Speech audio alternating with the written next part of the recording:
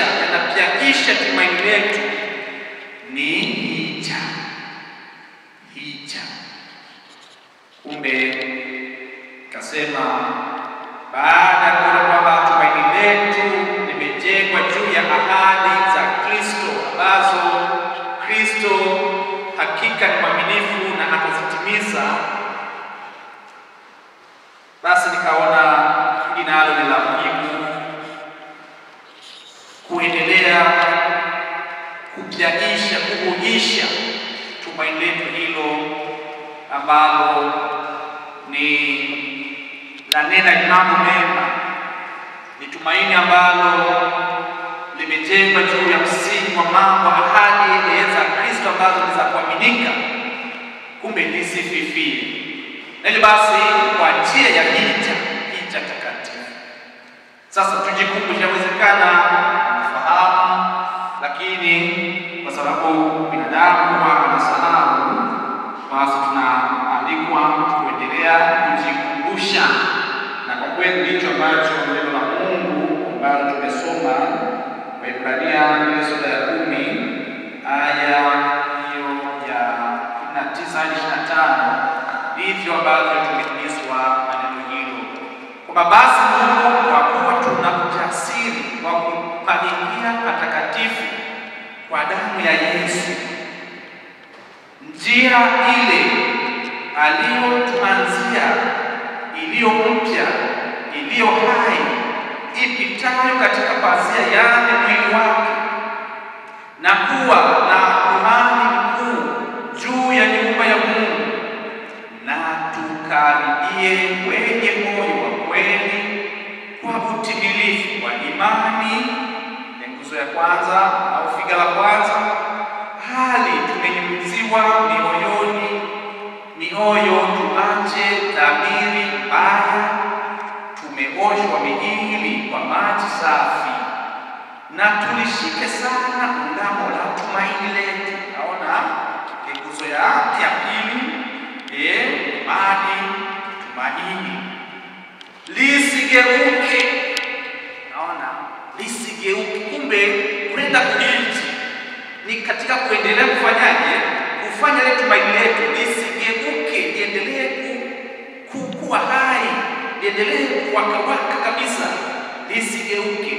Sema, maana yeye aliyeahidi ni mwaminifu. Yeye aliyeahidi ni mwaminifu. Yupi huyo? Kristo. Tujaliwe ahadi za Kristo. Kristo mwenyewe ndiye aliyeahidi, naye ni mwaminifu. Sasa nasema tukaangaliane sisi kwa sisi. Tukaangaliane sisi kwa sisi. Ndio kufanya kipindi sana. Ukiona mwenzako amelegea, ukiona mwenzako sijui muulize, vipi ndugu yangu? Kuna shida gani? Kuna shida gani?